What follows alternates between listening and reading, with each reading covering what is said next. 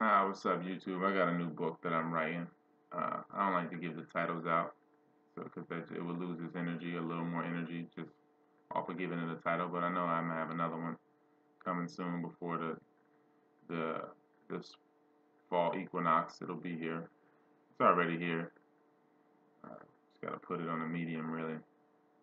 But talking about being the battery in a circumstance, in any given circumstance, with whether it's a group of people or a couple, sexually, however, being the battery when people are giving off energy.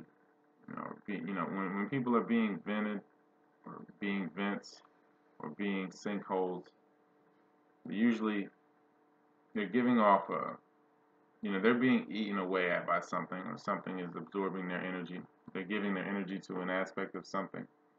And when energy is just in the air like that, you might as well charge yourself off it and hold on to that charge. And you can tell when you are communicating with energy in a given breath. Like I've said before with goosebumps, when you're being charged with something, something is vibrating and flowing through you. When you inhale, and it's a different type of inhale. When you're really inhaling, it's always energy in your inhalation, but when it's an intense flow of energy, you can feel it. And when it comes to recharging off of sex, what people will call tantric sex or any of these things, you can feel it in if you control your breathing during these moments when you're in that act or in the act of arguing with someone or debating, because you don't want to get to that point where there's a back and forth and then the energy is going somewhere to something. You might as well harness the energy that's flowing through the room and be the battery, hold on to it so that you can use it to make things manifest, and don't let the energy just slip into something else or for something else that could be used against you. Could become energy that's adverse. So it's all communication. It's all music, really.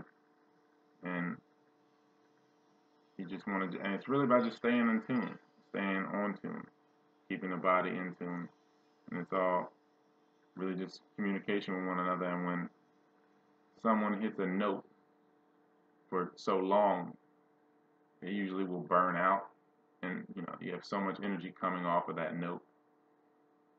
Like people say, like, well, on that note, I'm leaving or whatever. Yeah, like when you're giving off a dense or intense amount of energy into a given note, a lot of energy will be lost.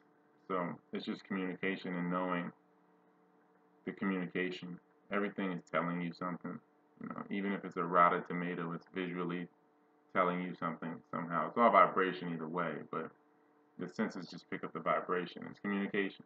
It's music, and just as far as being the battery, controlling your breathing is key. Of course, like I stress all the time. Once you control your breathing and you get in touch with your own breath and your own pulse of the universe itself, then you realize when you're picking up certain energy that you may have released or other people have released, you just can pick up on certain energies within each breath. And definitely when it comes to releasing raw energy, raw sexual energy, you don't want to give off that much chi. You don't want to just lose the chi. It's so much being generated. Because all life is created off it. Really, all of life is created off that energy. So that's the foundation. So you might as well be the battery and absorb it and charge off it. And if someone gets low energy in the group or the couple, then you would be the battery that could keep everybody charged, keep the lights on. So being the battery.